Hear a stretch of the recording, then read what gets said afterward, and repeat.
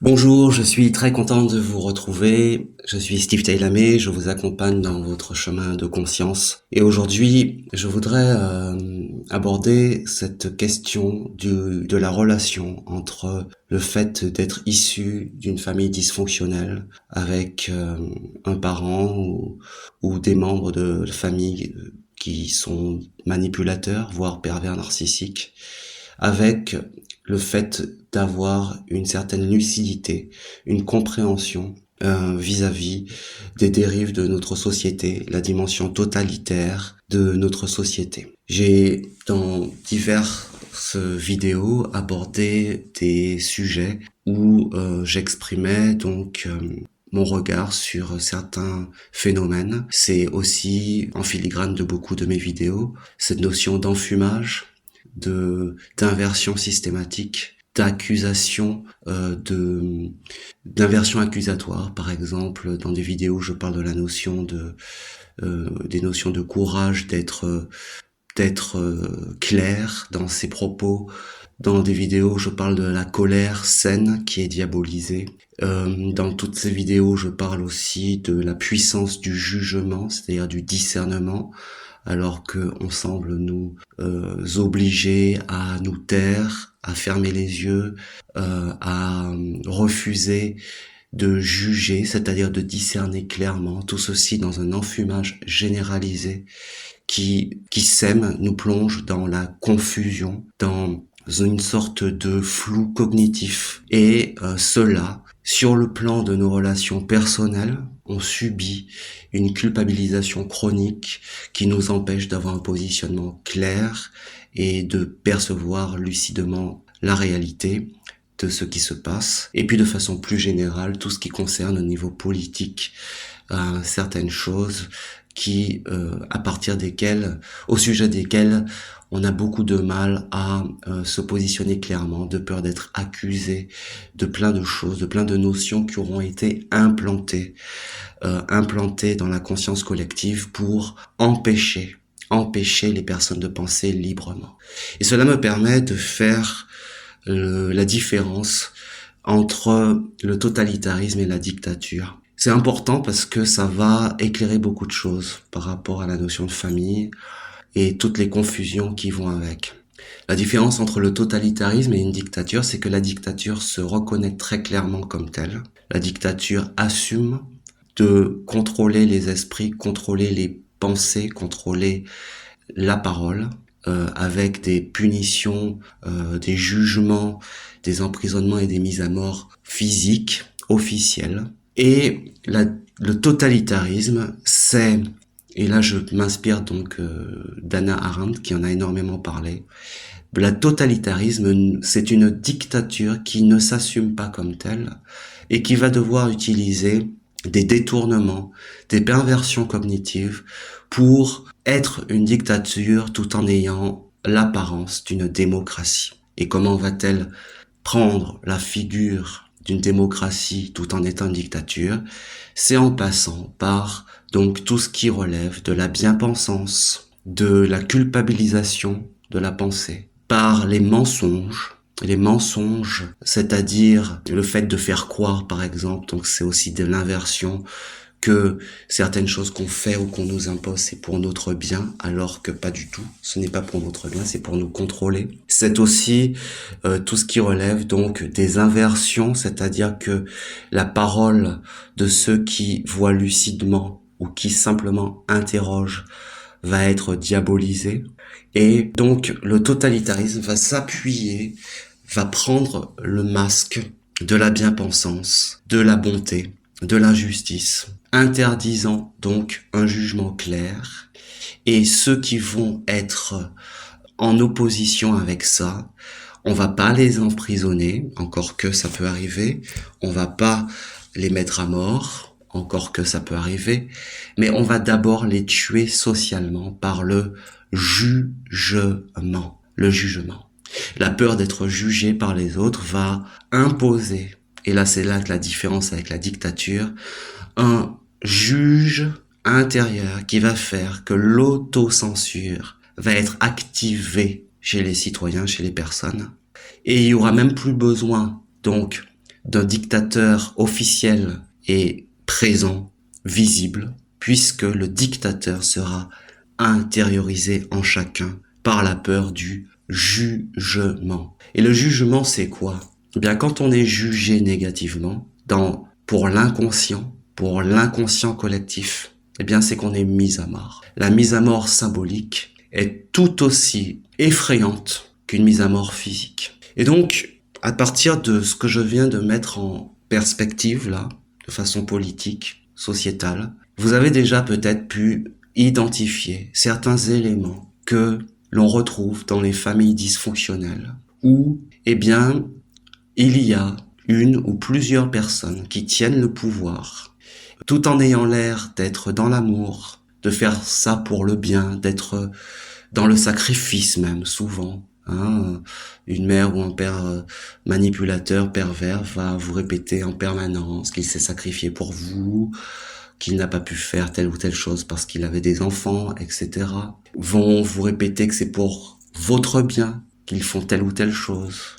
Vont mettre en place tout un système d'exclusion de tous ceux qui se rebellent. Vont détourner vos propos systématiquement pour vous faire passer, alors que vous êtes une personne qui essaye, un enfant, un adolescent ou un adulte qui essaye de juste faire clarifier certaines choses troubles, secrets de famille, dysfonctionnement, injustice, domination, larvée des plaintifs et des intimidateurs, etc., etc. Là, je fais référence à une de mes playlists sur le vol d'énergie, où je développe tout ça.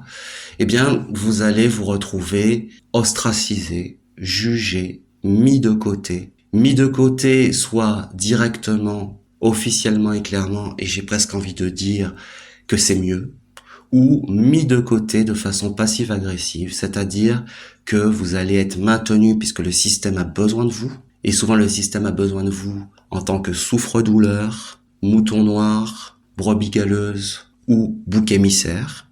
Je développe ça en long, en large dans mon programme non conforme, sur lequel je vais revenir tout à l'heure. Donc on vous conserve, mais vous êtes rejeté de l'intérieur. Vous êtes rejeté en étant maintenu dans le système, mais en vous faisant endosser le rôle de celui ou celle qui dérange, mais dont le système a besoin, parce que vous allez être aussi le bouc émissaire, la personne qui est accusée d'être le dissident, celui qui sème les problèmes, alors qu'en fait vous essayez simplement de mettre de la lumière. Alors, ce qu'on vit dans l'enfance laisse des traces profondes, mais donne aussi des capacités précieuses pour comprendre aussi devenu adulte, eh bien les comportements, parce que les comportements de manipulation, de perversion, d'inversion, eh bien vont se retrouver dans le monde de l'entreprise et de façon plus générale dans le monde politique.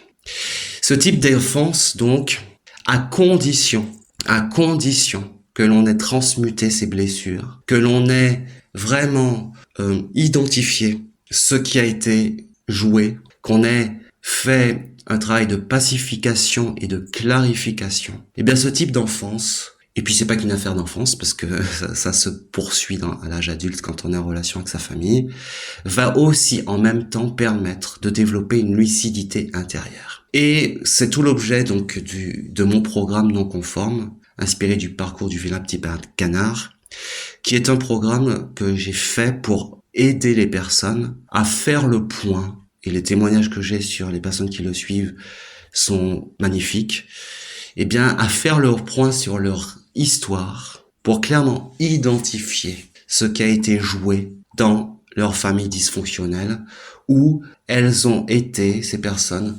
rejetées tout en étant maintenues. Parce que je dis souvent, j'ai déjà dit dans plusieurs vidéos, et dans ce programme je le dis, bien sûr le conte il est symbolique. Le vilain petit canard il est rejeté dans le conte, il décide de partir tellement on le pousse vers l'extérieur. Dans la vie, en général, le problème, c'est que dans le cadre d'une famille dysfonctionnelle, vous n'allez pas être rejeté c'est-à-dire qu'on va pas couper les ponts avec vous. C'est vous qui allez devoir couper certains ponts parce que vous allez être rejeté tout en étant enfermé dans le système. Alors, qu'est-ce qui se joue donc dans ce type de famille? Eh ben, ce sont les non-dits, les mensonges, les sous-entendus, le chantage affectif permanent, la culpabilisation permanente, chronique, cachée et camouflée. Et bien évidemment, l'enfant ne sait pas qu'il est culpabilisé parce qu'il pense vraiment que bien ce qui est dit, c'est la vérité. Il ne se rend pas compte que c'est une culpabilisation abusive. La peur à travers le chantage, la peur de faire mal, la peur de déclencher une crise, la peur de prendre trop de place, la peur de déranger par son intelligence, ses talents, sa beauté. Oui, sa beauté, ouais. J'ai accompagné pas mal de femmes et c'est souvent revenu. C'est souvent revenu. Une espèce de jalousie de la part de tantes, de grandes sœurs, de mères, qui va aboutir à un rabaissement chronique. Les inversions accusatoires, on reproche à la victime d'être ce qu'il dénonce. C'est-à-dire que par exemple, vous êtes un enfant qui vit dans une violence doucereuse, et vous supportez pas ça, et vous êtes celui ou celle qui gueule quand ça va pas, qui pique des crises parce que c'est insupportable, parce que vous ressentez des injustices très fortes, et que à côté de ça, vous avez des personnes qui jouent la victime ou qui manipulent leur petit monde en étant doucereux. Et c'est vous qui allez être la personne violente, alors qu'en fait, vous êtes juste la personne qui exprime une violence permanente que vous ne supportez pas. La honte toxique, c'est-à-dire la différence entre la culpabilisation et la honte, c'est que la culpabilité et la honte, c'est que la culpabilité va s'appuyer sur des erreurs ou des fautes prétendues, ou grossies, ou détournées. On va présenter les choses de façon détournée pour vous faire culpabiliser. Et la honte, c'est un sentiment qui est induit sans raison par principalement l'humiliation. Donc on ne vous accuse de rien, mais on vous humilie, en vous oubliant, en vous négligeant, en vous critiquant, pas par rapport à des faits, mais par rapport à ce que vous êtes. Et donc vous développez une image de vous comme quelqu'un d'illégitime et d'indigne. Et à chaque fois, et ça c'est aussi quelque chose de très important, à chaque fois que vous allez être dans une démarche de naturel, donc d'être reconnu pour ce que vous êtes, de façon naturelle, je veux dire, eh bien, on va vous renvoyer que vous êtes dans une prétention, en fait, que vous êtes de trop, et on va activer cette honte de l'illégitimité. Je prends un exemple. Vous êtes d'une famille, je sais pas, vous êtes d'une famille où toute la réflexion intellectuelle n'intéresse pas, mais vous êtes intéressé par des choses qui n'intéressent personne de chez vous. Et l'enfant que vous êtes va raconter, par exemple, ce qu'il a appris à l'école et qui est intéressant, mais ça n'intéresse personne chez vous. Et donc, on va vous dire que vous êtes, que vous jouez l'intello, que vous la pétez, que vous êtes méprisant, alors que vous êtes juste quelqu'un qui a un intérêt qui dépasse les personnes de votre entourage. Et vous allez avoir honte de ce que vous êtes. C'est ça la différence avec la culpabilité. Alors, ça, eh bien, ça crée une capacité à comprendre après quand on se retrouve par exemple, on a vu ça dans les événements liés donc à la soi-disant pandémie qui a eu lieu, où quand vous vous renseignez sur certaines choses et que vous n'alliez pas dans le narratif dont les autres étaient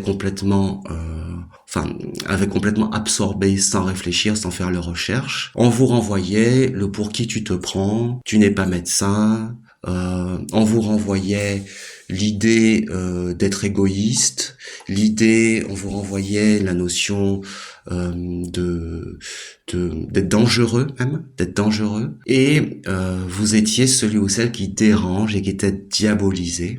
Et on le voit aussi dans des groupes, dans les entreprises, celui qui va faire avoir des mots clairs va être accusé d'être celui qui est violent, voire fou, voire dangereux, ingrat, puisque ne jouant pas le jeu en fait. Et donc, lorsqu'on a compris, lorsqu'on a fait un travail suffisant par rapport à son histoire familiale, eh bien, on sait le mécanisme qui est à l'œuvre, ce mécanisme qui consiste à faire croire à celui qui dérange, celui ou celle qui dérange, qu'il est intrinsèquement mauvais, psychiatrisable, violent parce qu'il dérange et qui fait effectivement qu'il secoue. Et la violence n'est pas forcément, on n'est pas forcément accusé de violence parce qu'on élève la voix, mais parce qu'on va employer les mots justes qui vont, les pauvres chéris, faire mal. Hein. Et ce qui est en fait jugé comme violent, c'est la puissance de la lumière qui est exprimée avec les mots. C'est d'ailleurs d'autant plus ressenti, présenté comme violent que vous êtes calme, assuré et non émotionnel. En revanche, lorsque le travail n'est pas tout à fait terminé et qu'on est encore fragile, eh bien, il y a un phénomène qui se passe, c'est qu'on est comme ça, on arrive, on voit, on est lucide, on a travaillé sur son chakra de la gorge, on a appris à verbaliser les choses, donc ça sort, et après, on va se sentir mal, parce que on va quand même se remettre en question. Les vieux mécanismes vont revenir, toutes les phrases entendues vont revenir, et ça sera l'occasion de quoi? Ça sera l'occasion de continuer à alchimiser ça, grâce aux petites piqûres de rappel qu'on a eues, grâce aux petits retours où vont vous être reprochés les mêmes choses, et ça sera l'occasion de vous affirmer intérieurement déjà pour bien poser un regard lucide sur ce qui a été vécu. Alors oui, ces formes de violence, de discours inversés, de culpabilisation collective, eh bien, vont se retrouver et vont être de plus en plus facilement identifiées. Alors, vous allez être le complotiste parce que vous dénoncez des complots, hein, que ça soit dans Life Family ou un tel ou tel petit groupe manigance, dans l'entreprise où vous êtes, dans le groupe spirituel, groupe de yoga, groupe bouddhiste, enfin tout ça, où vous vous rendez compte que ceux qui ont le plus de responsabilités, ce sont souvent ceux qui ont le plus d'ego et qui vont vous accuser d'en avoir quand vous êtes l'empêcheur ou l'empêcheuse de tourner en rond. Hein. On va aussi vous accuser évidemment d'être la personne blessée, donc qui est intense et qui réagit. Je vous parle souvent de ça dans les vidéos. Oui, il y a une interdiction à la réaction, l'interdiction spiritualiste de réagir, parce que celui qui réagit est psychiatrisé. Hein. On est intense parce qu'on est blessé. Et en fait, oui, on est intense parce qu'on a été blessé. On est intense parce qu'on a été blessé, mais on est intense aussi parce que souvent, une fois que la blessure a été reconnue, identifiée et alchimisée, eh bien, il y a une immunité qui s'installe. Et cette immunité qui s'installe, c'est une immunité de défense. Parce que derrière le « tu réagis trop », c'est en fait, souvent, tu te défends et tu défends les autres. La réaction, elle est saine. Mais dans les spiritualités, et je vais faire le lien entre la politique et la spiritualité tout à l'heure, donc très vite. Je ne change pas de sujet quand je parle de spiritualisme. La spiritualité est, et ça c'est un philosophe Marx qui l'a dit, c'est l'opium. Quand il parle de la religion, aujourd'hui, c'est has-been d'être dans une religion. Par contre, il y a une religion qui s'est installée, c'est la religion de la bien-pensance. Et cette religion-là, c'est plus tel ou tel prêtre ou tel gourou, c'est des chefs politiques. C'est un esprit politique, c'est une idéologie politique qui la transmet. Et donc, on assiste exactement comme dans les familles dysfonctionnelles, où les pires des familles dysfonctionnelles, c'est celles qui se donnent, où les bourreaux se donnent l'apparence des bienfaiteurs, parce qu'il y a plusieurs types de familles dysfonctionnelles. Et le pire, c'est par exemple le père pervers qui vous donne tout, qui vous inonde de cadeaux, qui vous paye votre voiture, qui vous paye votre maison, des parents qui vont passer par-dessus vous pour donner des chèques à vos enfants, en les invitant à venir chez eux et parler derrière de votre dos. L'air de rien, juste une petite phrase, ça suffit de temps en temps. Et donc, Derrière ces familles où, en apparence, il y a une espèce de bienséance, tout a l'air lisse, la famille idéale de l'extérieur, mais il y a des mécanismes larvés. On retrouve ça aussi, donc, dans cet état-providence. Restez chez vous, on vous paie le chômage, technique, hein, voilà, l'État est gentil. Soyez calme, posez, laissez-vous mettre en immobilité. L'immunité, ça fonctionne pas. Restez chez vous tranquille. On vous paye. Tout ça, eh bien, ça permet de maintenir, justement, une espèce de confusion mentale, de dilemme intérieur, puisque ce que vous constatez dans tout ce que je viens d'évoquer, c'est encore la culpabilité qui est présente ici, derrière, en sous-jacement, de façon sous-jacente, à la peur. La peur d'être jugé, parce que la peur d'être jugé ingrat, il y en a pour qui ça suffit largement pour se laisser manipuler. Alors, il y a aussi quelque chose qui se passe. Parfois, c'est pas par rapport à la famille qu'on comprend mieux. C'est aussi parce que, étant une famille dysfonctionnelle, on a accumulé des relations toxiques. Des relations amoureuses ou amicales, et où on a encore vu des choses qui se reproduisaient, au début sans comprendre, au début sans faire le lien, au début sans mettre en relation, et puis c'est souvent là qu'on va vraiment faire le travail, puisqu'il a fallu qu'il y ait ce retour du passé pour que là on aille traiter la question en thérapie ou en thérapie, quelle que soit la façon, et où on va faire le lien entre tel comportement, tel schéma qu'on vit et ce qu'on a vécu dans l'enfance et qu'on continue parfois de vivre avec les membres de notre famille si on est encore en relation. Et là, on va clarifier encore plus, on va développer sa lucidité intellectuelle, on va pouvoir donc prendre de la distance et comprendre de façon plus claire encore les mécanismes qui sont en jeu et avoir beaucoup plus de clarté, même si, oui, et c'est là que c'est très important de le dire, cette clarté n'est pas une impassibilité, cette clarté n'est pas la clarté d'un long fleuve tranquille. Et là encore, c'est l'occasion pour moi de répéter quelque chose que je dis souvent. Cette clarté, elle peut passer par une colère, ouais. Elle peut passer par une remontée d'un ressentiment, mais qui n'est plus le ressentiment dont parle Nietzsche, d'un ressentiment qu'on l'on étouffe et qu'on nous empoisonne dans l'impuissance d'agir et de parler, mais qui devient le ressentiment, clairement, de sentir à nouveau quelque chose qu'on a déjà vécu et par quoi on a déjà souffert, et face auquel, maintenant, on va pouvoir avoir le positionnement intérieur et extérieur juste. Le ressentiment de « j'ai déjà vécu ça et je sais maintenant ce qui se passe ». À ce moment-là, on a la capacité non plus d'être au-dessus de tout. Non, on a la capacité de vivre les situations de façon consciente. Et toutes ces personnes qui se la jouent spirituelles et qui laissent tout passer parce qu'ils sont détachés, elles sont détachées, rien ne les atteint, il n'y a pas d'émotion, récite ton mantra, etc., tous ces mantras, toutes ces phrases, ne le prends pas personnellement, etc., dont on infuse les consciences, parce que même les politiques le disent maintenant, vous avez fait attention peut-être, il y a bien plein de petites phrases de développement personnel qui se retrouvent un petit peu partout, hein. En fait, c'est de l'anesthésie, c'est de la dissociation, de l'anesthésie, un manque de courage, de la lâcheté, de la mauvaise foi, et c'est ça qui empêche, c'est ça qui permet, comme dans les familles, que des individus manipulateurs, pervers, égocentrés, égoïstes maintiennent le pouvoir. Et alors en plus, on va se juger les uns les autres. Là, tu n'as pas le droit de dire ça, mais alors comment tu peux parler de cette façon-là? Tu n'es pas dans la bienveillance, etc.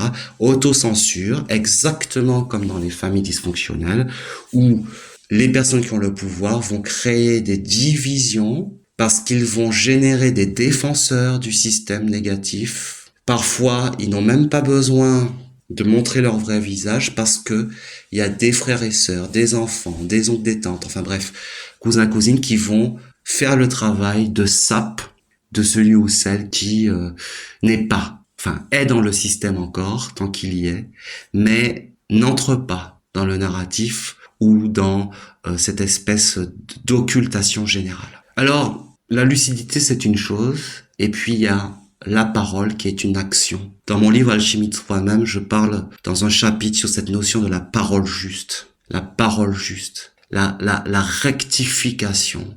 J'ai parlé du mensonge tout à l'heure, et ça, c'est la clé de compréhension. Dans les familles dysfonctionnelles, comme dans les sociétés totalitaires, qu'est-ce qui est le plus puissant et qui est la clé de voûte de tout, c'est l'injonction intériorisée au mensonge. Le mensonge par omission, je n'ai pas le droit de dire, donc je me tais. Souvent, quand je me tais, je dis oui de façon tacite. Et pire, je suis obligé, je me crois obligé de dire des choses que je ne pense pas pour ne pas être rejeté, jugé. Et comme je n'ai pas le droit, et c'est là que ça devient très grave, comme je n'ai pas le droit de dire ce que je pense, pour beaucoup, ça aboutit à je n'ai pas le droit de penser. Je n'ai pas le droit de conscientiser ce que je ressens. Je n'ai pas le droit de conscientiser ce que je vois. Je n'ai pas le droit de savoir ce que je sais. Et à la longue, ça aboutit à je ne sais plus qui je suis, je ne sais plus ce que je pense. C'est la confusion mentale. Et j'ai accompagné beaucoup de personnes jusqu'ici qui ne savaient plus ce qu'elles pensaient.